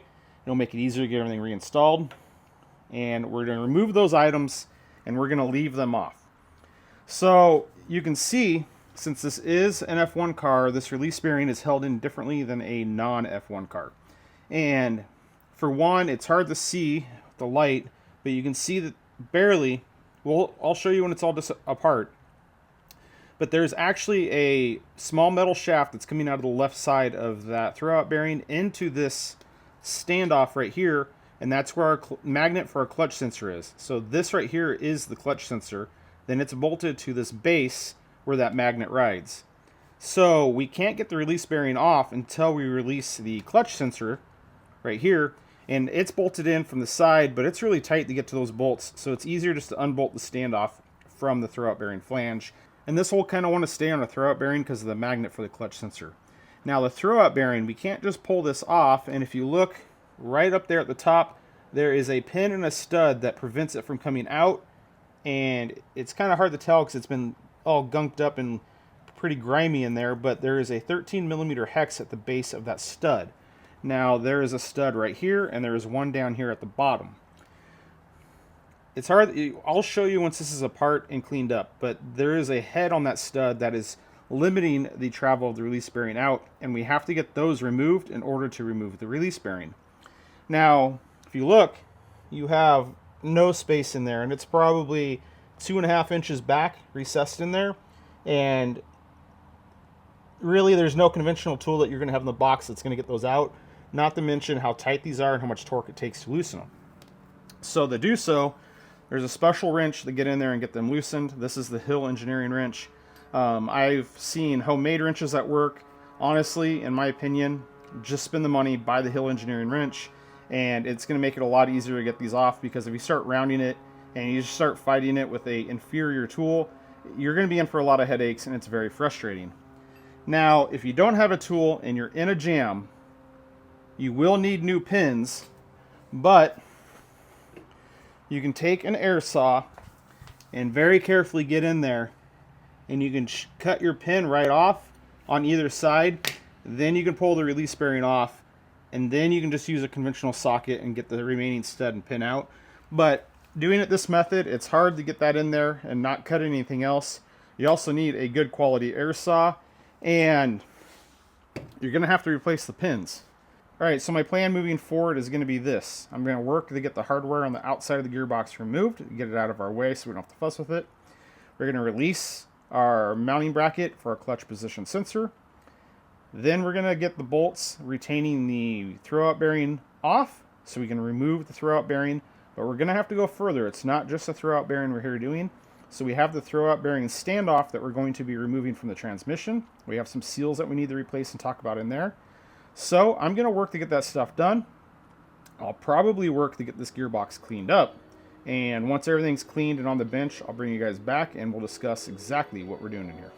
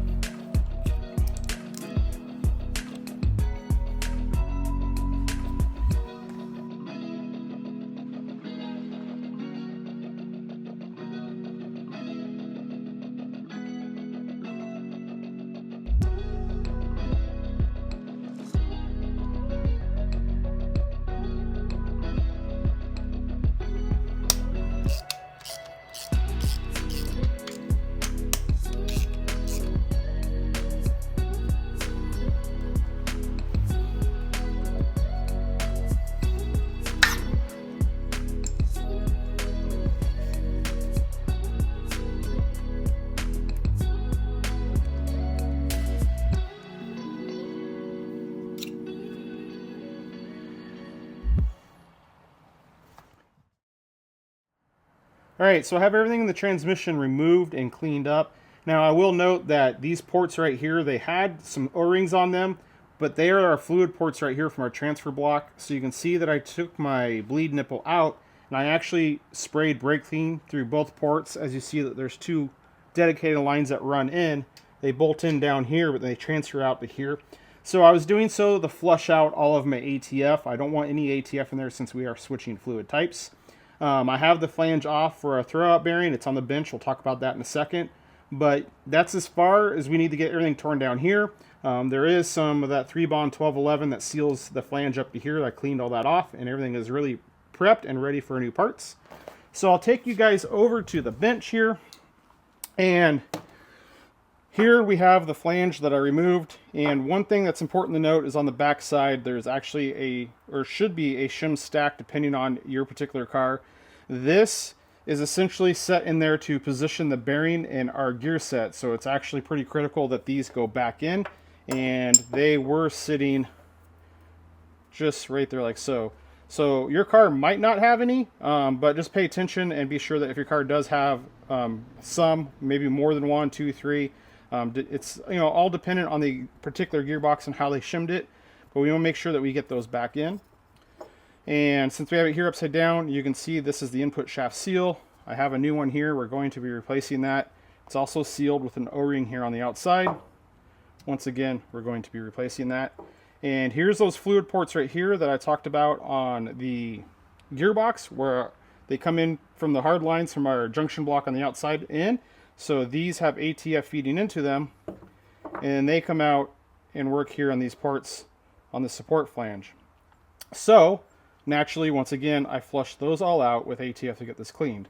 So the only thing I need to do to this is replace the input shaft seal and this O-ring, and then I can work to get this reinstalled. Now, here's our O-rings that we removed that were back behind this support flange. These are different depending on the fluid type used for your throwout bearing. So these particular seals right here are for an F1 system, so they're meant to be used with ATF.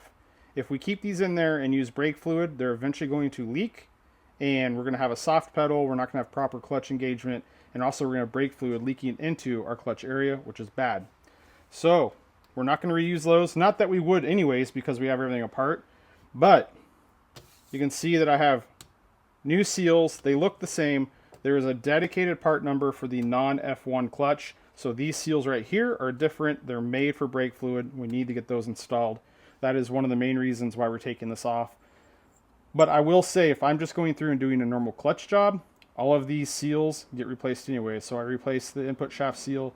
I replaced the O-ring back here and these two smaller O-rings depending on the application. So that's one special thing to note there.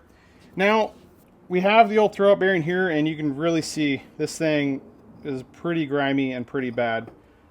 Here are those pins that I was talking about that we have to remove with the special tool. And if I rotate this right here, you can see that these pins sit right here like that, and that's what retains that throwout bearing. So this gives you a good visual of what you're working with those. There's also these springs that sit up here in these cups right off to the side, and they have matching pockets here on our flange. So these springs, I have new ones right here. We're not reusing them.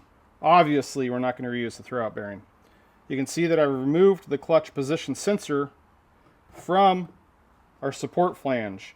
Now you can see our support flange is on there, and you can see that moving. That's moving up and down is a little shaft with that screw in there. Here, I can take our flange off. So there's our support flange. Inside there is a magnet. You can actually see, well, it's dirty, you can't see. You can usually see it on the back side. There's a small hole.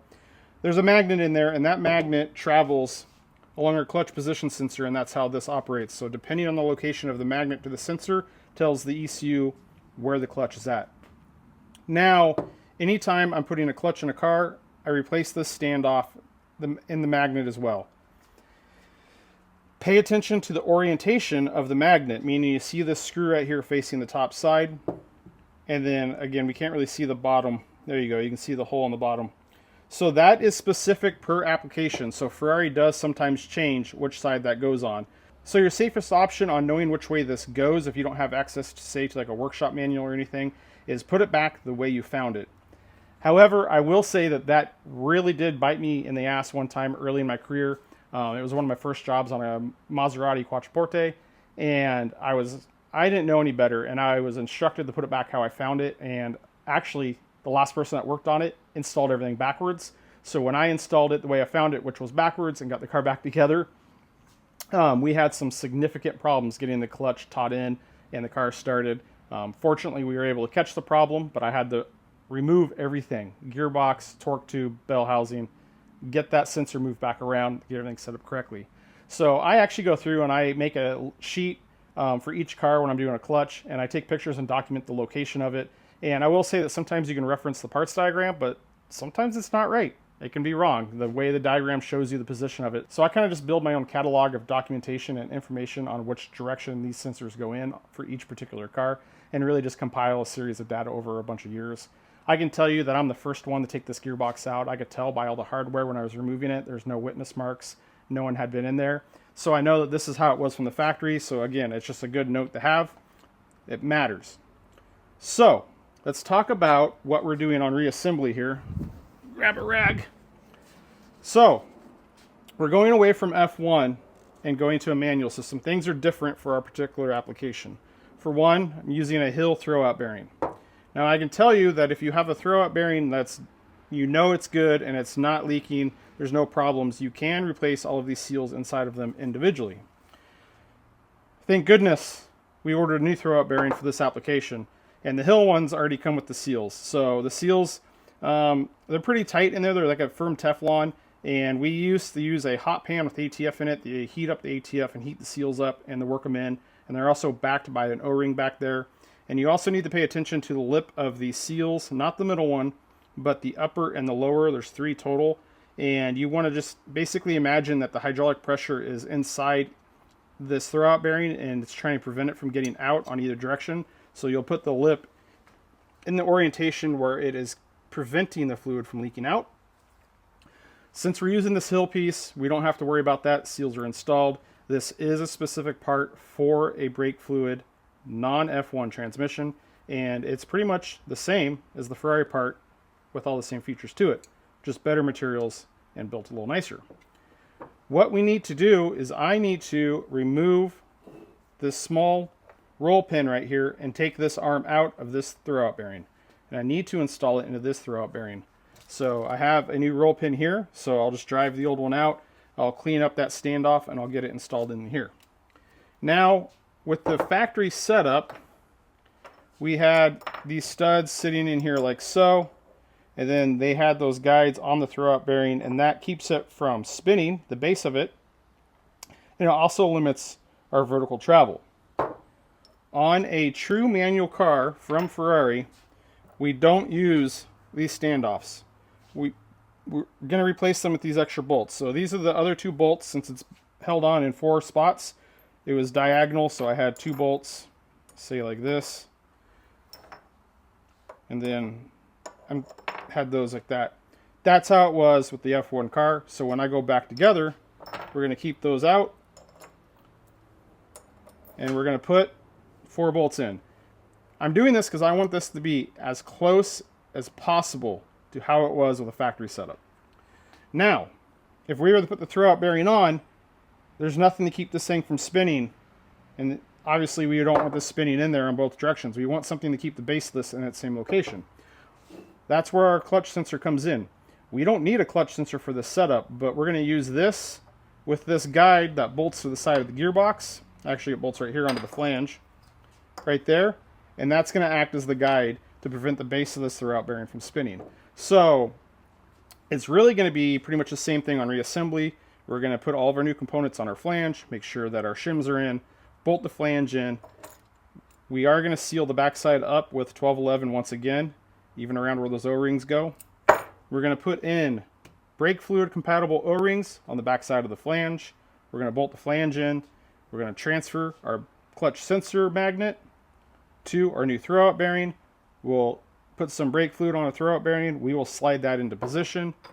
We'll install our standoff, and we're going to be set.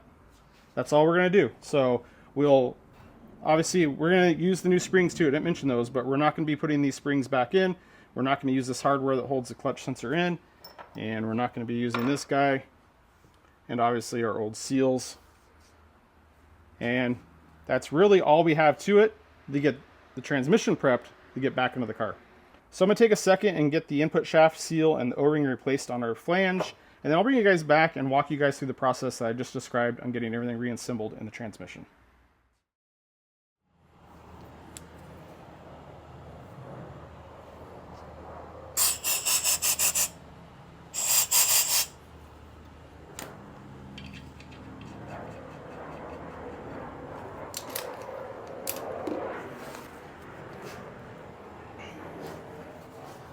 I don't know if you guys can hear this in the background, but the Blue Angels are doing practice runs today, and they're just absolutely tearing it up right above my house.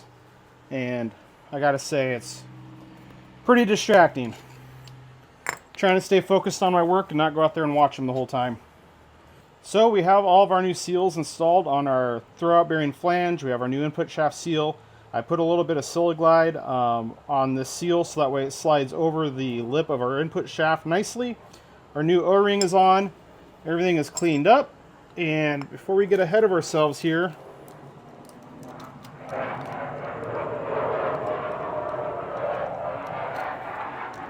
put in our brake fluid compatible O-rings.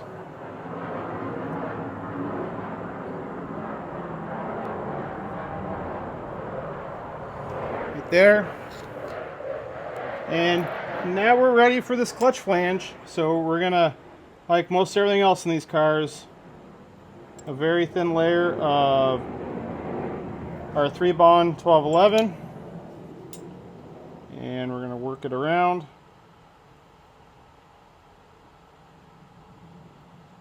Get it spread and dispersed evenly. It's really not a whole lot that we're putting on. You guys can see there's pretty minimal. I'm also going to come back and just get a little around our seal here.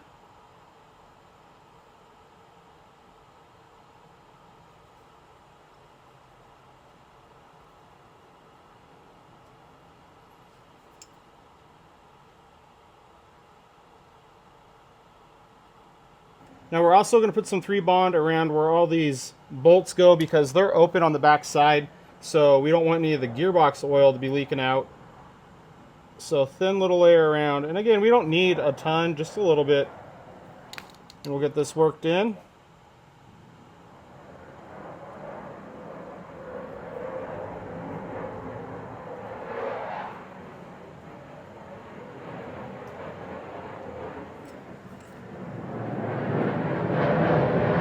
Oh man, those guys are absolutely right ahead over me.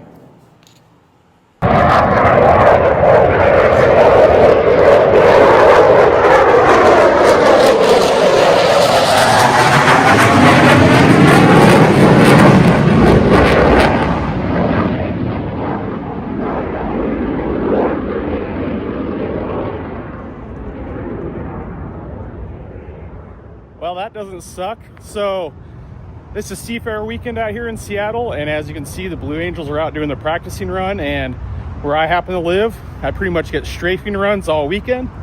So busy working in the shop, heard that guy coming, ran out, tried to grab a clip for you.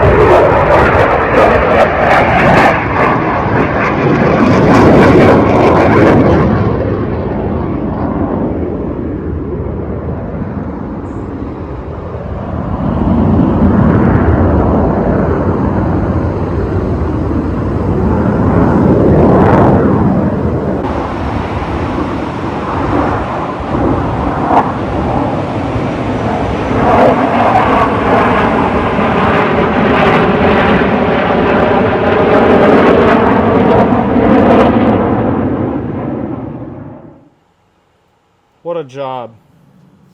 I gotta say, it's not a bad day out here working on Ferraris with the Blue Angels overhead.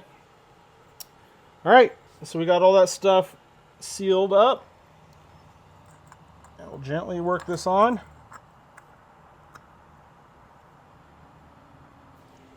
And grab our mounting hardware.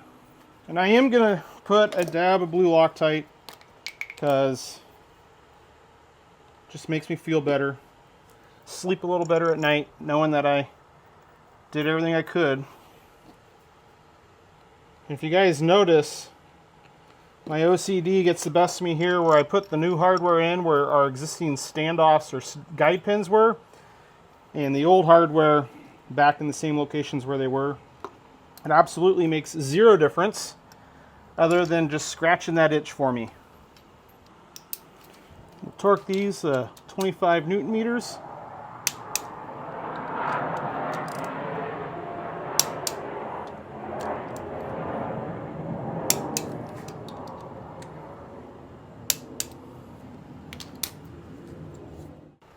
Gonna grab some brake fluid and get some fluid on our new seals, help everything slide together.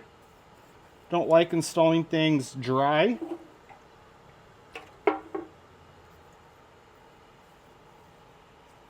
And you can see I've transferred over our magnet and guide pin. Again, we're not using this as a sensor anymore, but it's just going to keep everything from spinning. And it kind of just completes the package of the conversion to a true stick shift assembly.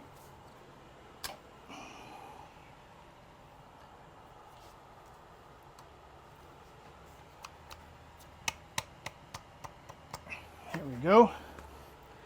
So, Throwout bearing slid on. You can see it's pretty tight. It doesn't want to come off. So now I can work my springs in.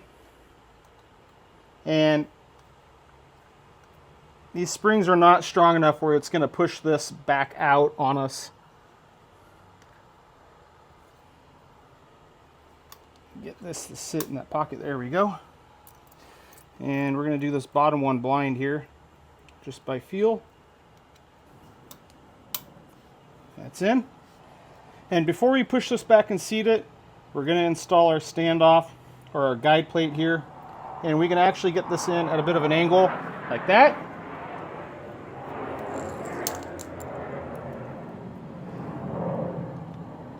And get our bolts in.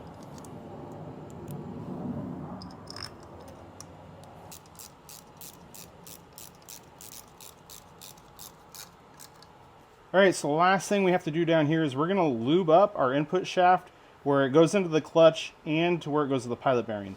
We're going to be using this high performance grease by Sachs, and this is specifically made for the input shaft of manual transmissions.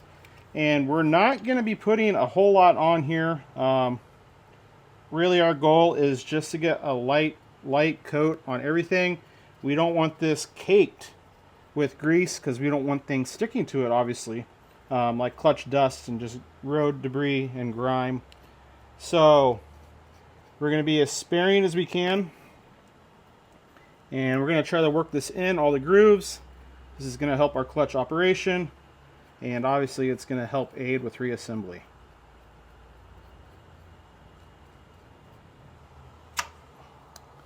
There we go. That is all there is to it. Alright, so here's the final product. We have our new throwout bearing installed. Again, we reused our flange, and I didn't really discuss it while we had the flange out, but they're anodized aluminum, and you just want to look for any scoring or scratching on the surface that would jeopardize the seals. I can tell you within my entire career, I've replaced like 2 flanges. Maybe if you have a car that you're fighting some clutch engagement issues with like an F1 car, that's sometimes where you get into replacing the flange, but very rare do I need to replace them. We can always just reuse them the majority of the time. So we have our new throwout bearing on. We replaced all of our seals with brake fluid compatible seals, eliminated the clutch sensor, transferred over the standoff for the magnet for the clutch sensor. All of our new hardware is in. It's torqued. We flushed out all of our lines, got rid of all the ATF, removed our exterior lines, hydraulic lines, clutch sensor. That's all taken care of. And well, we've already got the clutch taken care of in the car, so we are at the point where it is actually time to get everything reassembled. So our reassembly process is going to be a complete reversal of our disassembly process. There's really not much that changes at all, except for just getting the car back together. So the day's getting long today, and my goal is to get this gearbox back into the car and this top side of this car pretty much buttoned up. It's pretty much the last day of my work week out here, and I want to get this job done so that way next week I can come out here and focus on the actual fun part of getting the true conversion part done, where we're getting the shifter tower in, the clutch pedal put in, all that fun stuff. So what I'm going to do is focus on getting everything reinstalled. I'm not going to walk you through step by step on the reassembly like I did on the disassembly, and that's going to allow me to focus on what I'm doing, getting everything in there. It's really going to help me speed things up real quick to hit my goal for getting this completed today. So let's get to it.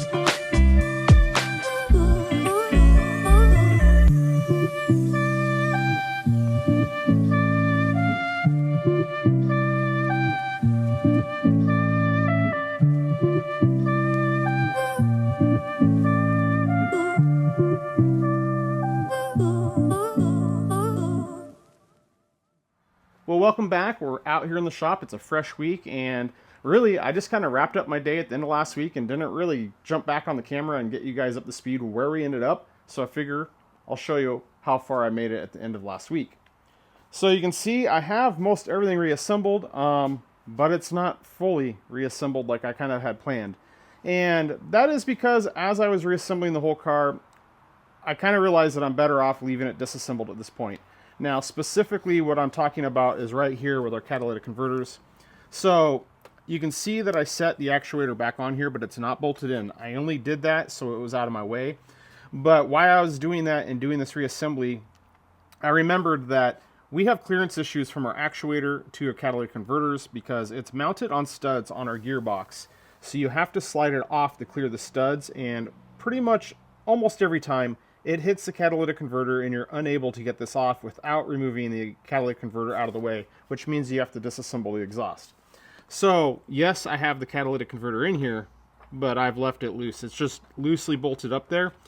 And as I was kind of putting it all together, I realized I should just stop right where I'm at here because I have so much more access room, better lighting to show the work that we're going to be doing on the gearbox for the conversion. So it was getting pretty much towards the end of the day anyways. If I really wanted to, I could have pushed and got this fully reassembled and finished up, but it was going to create more problems for me with the actuator. The only way around it was to install the new shift actuator for the manual conversion, but I want to do that all separately in a separate video. And I was trying to keep this video as dedicated towards the clutch job as I could. Now, when I set out to make this video, I wanted to keep it as focused on a clutch replacement as possible and really keep it separated from the conversion that we're doing. Yes, there's a couple things we talked about because of the brake fluid seals that we had to install and everything, but for the most part, I wanted to make a video that really outlines the procedure that I use to replace the clutch. Now, a lot of what we did today is really pretty much the same in between a 360 and a 430. There's some small variances. Some of the disassembly and the components are a little bit different, but for the most part, it's essentially the same. And there's also things that are different if you're doing a clutch replacement versus what we're doing here with the manual conversion. Like I mentioned, if you're doing this at home and you don't want to deal with bleeding the actuator or the E-diff, if you have an E-diff on your car, you can leave those lines hooked up. You can take the transmission out, you can rotate it down, and you can just leave it underneath the car and replace your throwout bearing and everything there, lift it back up and put it back into the car. So you can do this with leaving everything hooked up. However, as I discussed, you have those bleed screws in the back of the actuator.